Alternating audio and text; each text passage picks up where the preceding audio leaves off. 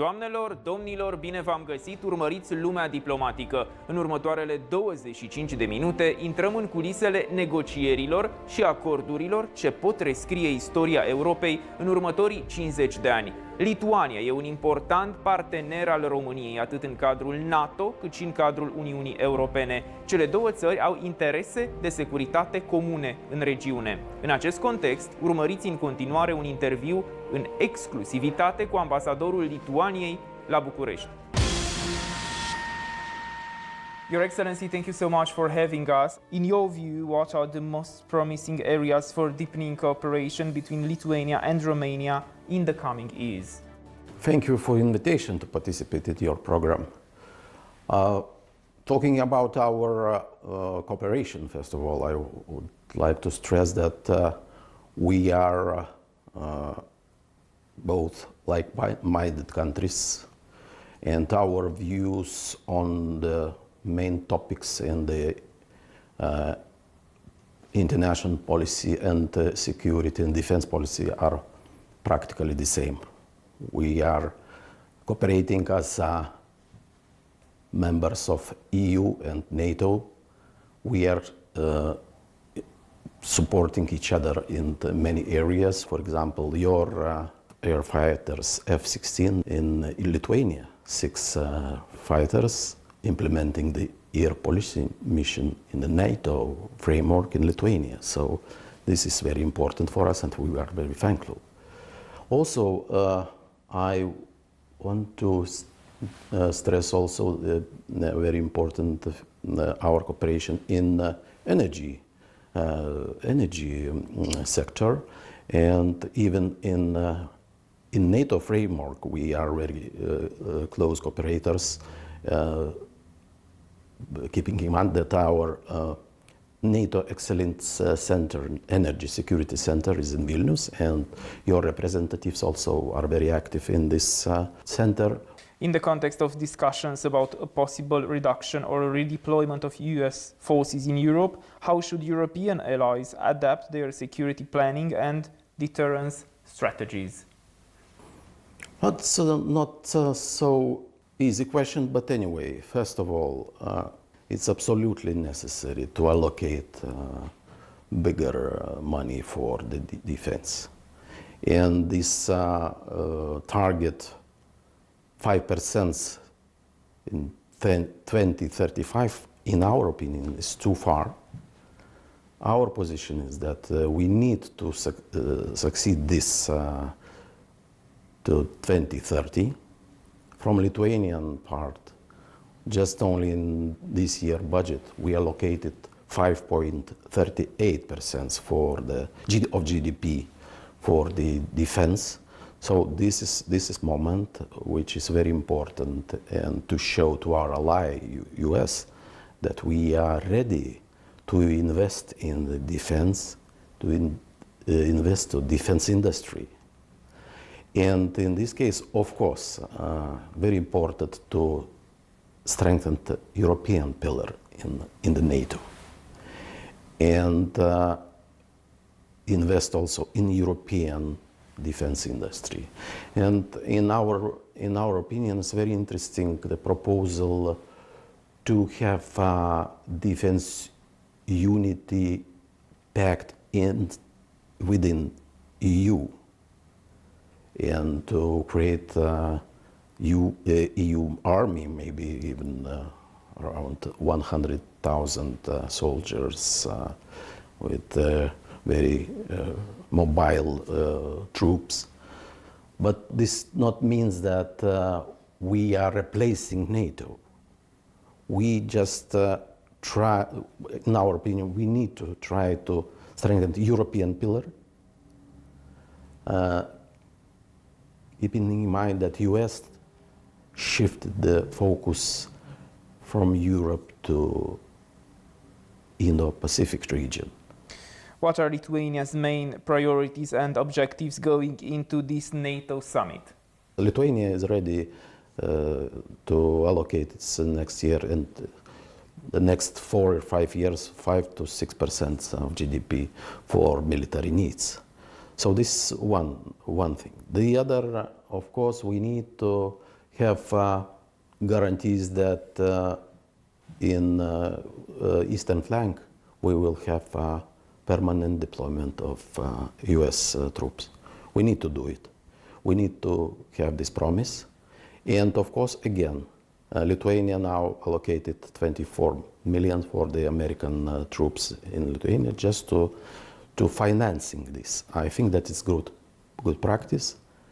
And Romania also, I think that is ready to do it just to guarantee financially for the US troops here normal conditions, financing from our own budget.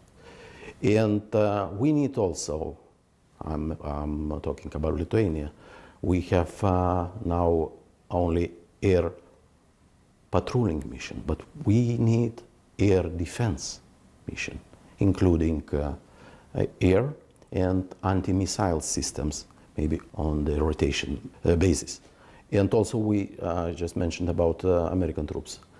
Our goal is to guarantee that it will be permanent deployment, maybe not on a rotation model. So this is maybe, and of course, also, again, confirmation of our permanent support to Ukraine and their perspective of the membership in NATO. How does Lithuania currently assesses Russia's strategic intentions and military objectives for the next year based on the most recent evaluations by Lithuania's institutions? According to evaluations, of course, Russia is our main threat for our independence, not only for Lithuanian, also from Europe, for Europe. And again, we need to support Ukraine, and in this case, we will have time for our industry, for our army, to be better prepared for the possible later threats, maybe even attacks from Russia. So in our case now, we fixed in our budget every year 0.25% for the Ukraine support. I mean, military, humanitarian, economic. And still, because of the Ukraine active defense, we have still time. And we are investing in the industry, defense industry. We are actively now participating in the EU SAFE program. We have 7 billion for that. So, and the main, our goal now to have priority anti-missile air defense systems. At the moment, we are preparing also, and we are very happy that we are now agreed that we will have German brigade in our territory in full operational 2027. And this is also, it's very important for our security. And also we will establish the also fully operational division till 2030. So this is our steps, strengthening our security, strengthening our also NATO eastern flank. You spoke about attacks, Your Excellency. We are now we are hybrid. The same like Romania now. I mean, also some drones. Also, in cyberspace we have a lot of attacks, and also their ally Belarus also, unfortunately, is direct threat for us. They deploy the nuclear weapons in the territory of Belarus. Also using Belarus for the hybrid attacks against Lithuania. Just only few years ago they started push the illegal migrants. Our border, we are successfully defending our territory with them, but then they started to the other attacks by meteorological balloons, smuggling cigarettes. Because of that, practically every week we closing Vilnius airport because of that. So just these examples that we are in permanent situation when we need to defend our territory, our airspace, our cyberspace, and we are doing it more or less successfully. Regarding the strategic importance of the Suwałki Gap, what potential security challenges or scenarios are being discussed by NATO allies in relations to this area? Yeah, I want to explain what it is, this Suwałki corridor. It's around about 80 kilometers gap between Belarus and Russia, Kaliningrad region. And in the case of invasion, they can close this gap and block Lithuania from the rest of Europe to the west, to the Poland direction. And of course, this is like a little bit weak part of our defense. But of course, we know about it, and we are investing in the defense of this corridor. And NATO also has defense plans for this region and for this direction. So we also are preparing some defense infrastructure there, and now we will start build a military training field polygon in this area for 10,000 hectares, and we will have there also, of course, and our military exercises together with German brigade, which will be deployed 2027 with Poland. And of course, for us, it's very important that we have new NATO members in North, Finland, Sweden, and it means if something will happen, we will be blocked from the rest of Europe in Poland direction. We will have support then from the north, and the Baltic Sea becoming NATO lake. So in this case, we think that we will be ready if something will happen. What indicators or developments are Lithuanian analysts most closely monitoring when it comes to potential escalation or changes in Russia's behavior? If this war of aggression will end against Ukraine, still we will have few years to prepare for the other possible war. Now, Russia, of course, I think, and they are not ready for this continuation of the war towards our country or Baltic region.